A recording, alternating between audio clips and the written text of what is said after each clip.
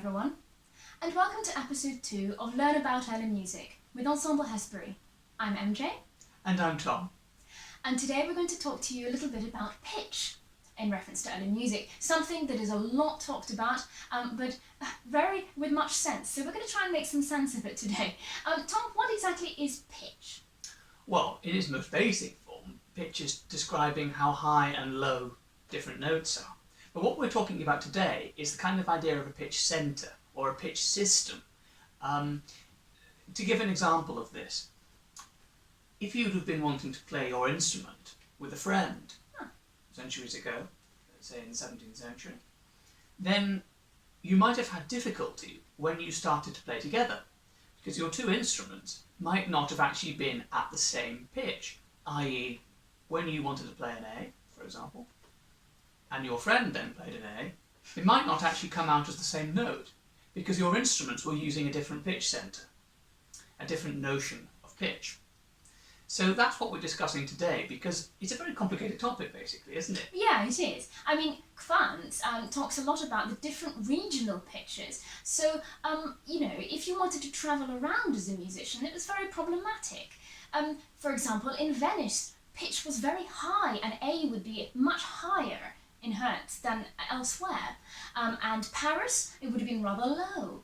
It was a difficult thing to sort of deal with. Also, you had different pitches within the same place, so you would have a choir pitch, an organ pitch, a chamber music pitch, and all of these would have been slightly different depending on the area that you were in.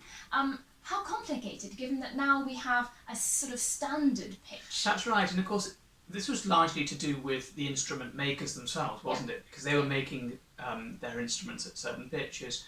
And also organs had quite a lot to answer for, because they were tuned in a certain way, and of course they couldn't be moved around in pitch. No, not easily. Anyway. Whereas string instruments, for example, could be slightly made to be sounding higher or lower by lowering and raising the tension on the strings.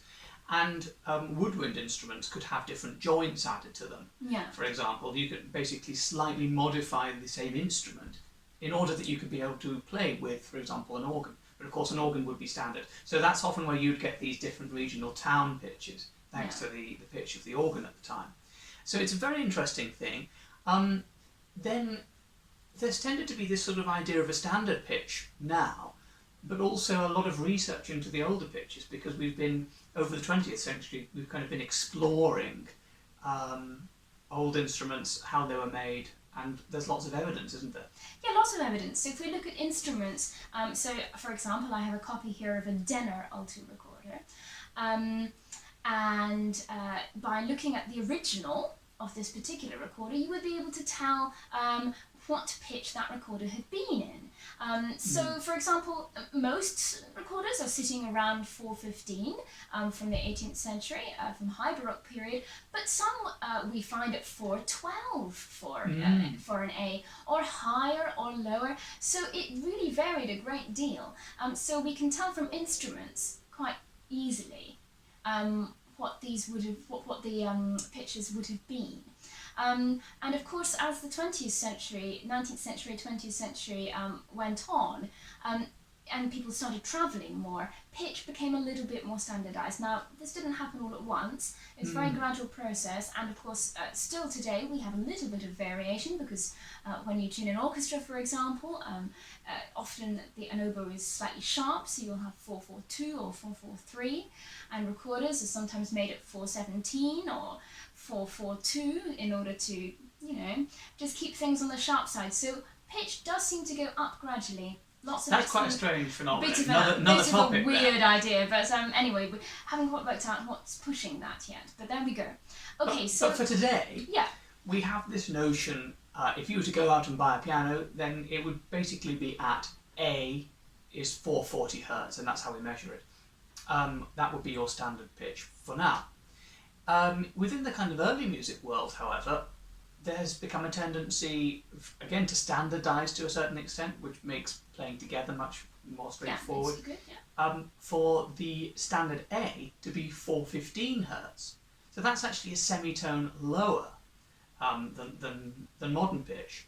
So that's quite interesting. We're going to just talk a little bit about how that makes us feel as listeners, as performers. Maybe it doesn't have any impact at all, I don't know. So that's basically what 4:15 and 4:40 mean. It's a slight difference in pitch by a semitone in those cases. Yes. So it's quite easy to go between them. And should we talk a bit about how the harpsichord can move around? Yeah, because obviously you've got, different standardizations now. So obviously, we can't actually be authentic to all these different regional pitches. So we had to sort of make, the movement had to make some sort of decision.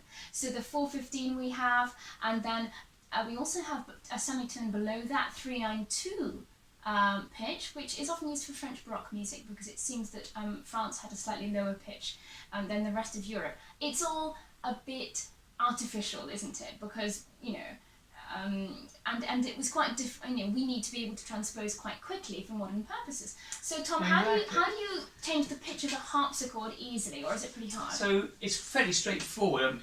On most instruments, you can actually shift the pitch. So you could, for example, perform with a modern instrument that was tuned at 440 pitch.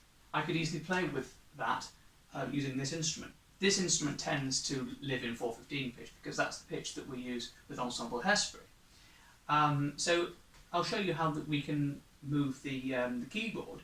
To very simply, effectively, we're moving the keyboard by a semitone so that every time you play a note, it's actually the next string up or the next string down. So you're literally shifting the keyboard. And I'll show you how that works. So this is the 4:15 pitch.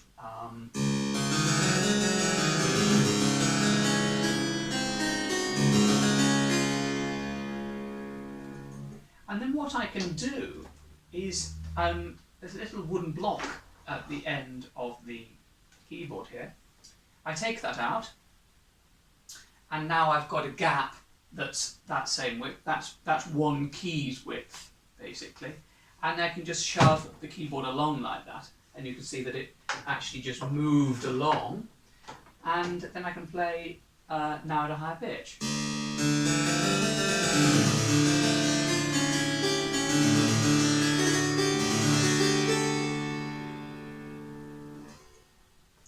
And then, of course, I could then move it back, and I could even move it down again, because this particular instrument actually has a three positions. So I'll just show you what it's like at the lowest one. And this is 392, isn't it? This would be called 392 pitch, so this is actually lower again. So it's as if your normal A at 440 would be a G, right? So this has got quite a low sound.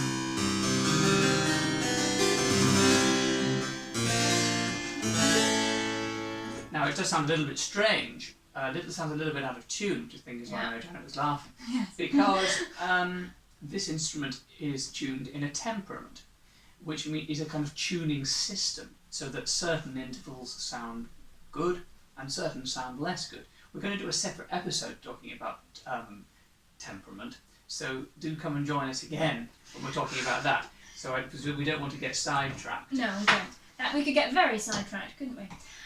So obviously Tom can transpose relatively easily, although he can't transpose the temperament. I can say I was playing with a friend in the 18th century, and my friend was at a lower pitch than I am. Well, that's what it's like today, because in our living room it's about 29 degrees. It's very hot today in London, and my recorder has gone sharp.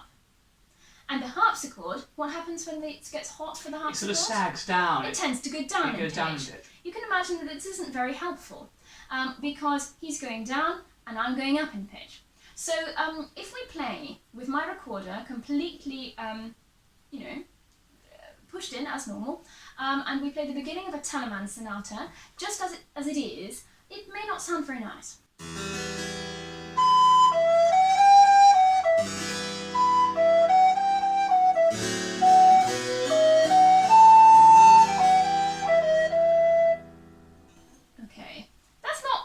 Ideal, is it?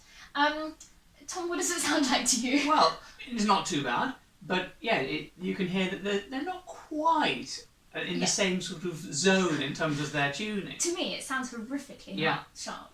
So, what options do I have? Okay, well, I could try blowing less. Okay, Shall we try that? Let's try.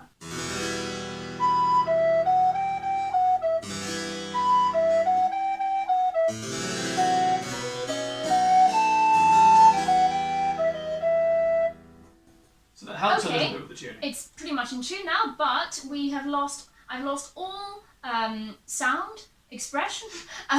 It's not ideal. So, what I could do is I could pull the recorder out. Now, that's kind of what most recorders players would do. So you're effectively making it longer now. Now, I've got some lovely little rings here, which my recorder maker has made for me, particularly for when it is hot.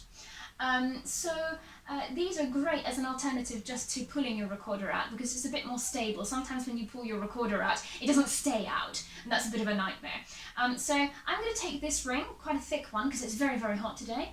I'm going to put it inside the recorder, and now you'll see that there's quite a bit of space here. Shall we try that to see if that works?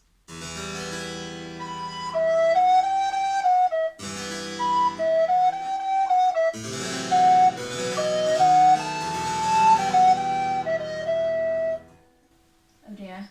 We've gone a bit too far. I think I shouldn't have used quite such a thick ring. So shall we, maybe I'll go and try a little bit of a thinner ring, somewhere in between. So I've gone far too flat this time. There we go, let's tidy my little pieces of string. Let's try that, somewhere halfway in between.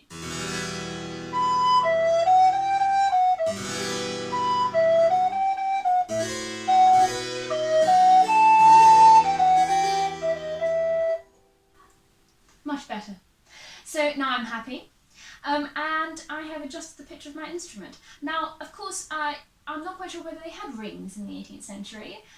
What we do know is that, as Tom mentioned earlier, they actually had different lengths of middle section, which they would just use. It must have been quite an expensive way of doing it. And you had to carry them round, I guess, because you wouldn't know necessarily what you're going to come across. So you're effectively making the instrument longer and shorter, basically. Yeah. It's a very sort of simple system. So this is the kind of thing that we, as professional musicians, we have to think about constantly. So, for example, in winter, I am constantly worried that my recorders are flat because it's cold. And I am warming them up using every method possible before a concert. And during a concert, I'm always worried in case they go flat again, although there are ways of keeping them warm. And Tom, I suppose you're worried, particularly in hot weather, that the harpsichord will go down in pitch. And you know, this is not so much of a problem for string instruments, because they can retune relatively quickly. And also they can easily make very minute adjustments of their finger placing and the way that they make their sound. I mean, it's not great. Sort of subconsciously, really, just to keep things in tune using their ears. Yeah, so although it's, of course, difficult, that means that we're all thinking about it pretty much all the time, particularly when it's not, either very cold weather or very hot and humid weather. That's something we'll probably be thinking about most of the concert, but you won't, hopefully, you won't notice that we're thinking about it. Okay, great. So what else? What is it like for us playing at different pitches? Tom, do you? Because obviously you play at 440 a lot. I do play at a lot of different pitches. I play a lot on modern organ at 440. Where I'm playing the harpsichord, I'm often playing at 415 pitch. To be totally honest, for me, it doesn't make a huge difference to me. I have a kind of I don't have perfect pitch, so I don't find that when I'm playing at 415 in C major, my ears aren't telling me I'm actually playing in B major. No. Is that what I mean? Yes. Yes. Yes. So I don't find that as a problem myself. What about you? Because you do have perfect pitch. So I have perfect pitch, and for most of my life, until I started playing at 415. So until I was about 18 or 19. No, later than that. In fact, maybe 22 or 23. My perfect pitch related to 440, and specifically to the 440 of my father's piano at home. And so now I've started playing at 415. That's really interesting. To begin with, it was a little bit unsettling to be honest. But I was also playing at 4-6-6 because that's often what recorder consorts play at, which is a semitone above 440. So I was doing that as well. And you know, after a while, you basically don't notice it anymore. I think some people really retain an incredibly strong sense of perfect pitch. I can still sing any note at you in 440 if you would like, although I tried not to. But when I'm playing with other people, I do mainly manage to shut it off because it's not very helpful. It's helpful only in modern playing, really, if you are only playing on a 440 instrument, and even then it can be problematic because if you're, say a violinist and you have perfect pitch at 440, but you're tuning to an orchestra whose oboe is at 445, which is perfectly possible, then it's May feel uncomfortable. Then you're uncomfortable for the whole time. Yes. Having to, so really it's not a very helpful, despite the fact that people really, they sort of put it on a big pedestal having perfect pitch, it's not very helpful, and it's particularly not very helpful when you're playing early music, because you are moving around different pitches, and you need to listen as well. And of course, as I said earlier, we're going to do a separate episode about temperaments. But of course, temperaments can often mean that the notes are in quite a different place compared to, for example, a modern piano. Yes. So again, that idea of sort of absolutely tuning a note according to your kind of memory or your inbuilt perfect pitch is not a very helpful system, because that F sharp might be very high, might be very low, whatever, according to where you are. Yeah, it's so compared artificial. Compared to your original memory. It is artificial, but also we know that a couple of composers in the 18th century, 17th century did have perfect pitch, but that perfect pitch must have been referencing, I don't know, perhaps an instrument they had at home, or that was always tuned in the same way, in the same pitch. So it seems to be, from what we can tell, it's accustomed. The ear is accustomed to a particular pitch. I don't know. So perhaps people's sense of absolute pitch in the 18th century was rather different.